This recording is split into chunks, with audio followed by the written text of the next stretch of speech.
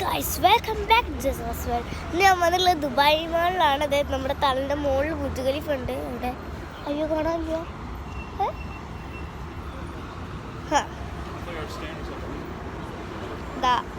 ഇത് കേട്ടോ Burj Khalifa കേട്ടോ. നമ്മൾ ദുബായ് മാളിൽ എത്തിയിട്ടുണ്ട്. കുറേ ഫോട്ടോ ഒക്കെ എടുക്കാൻ വന്നതാണ്. നല്ല ഭംഗിയായിട്ട് അലങ്കരിച്ചിട്ടുണ്ട് കേട്ടോ.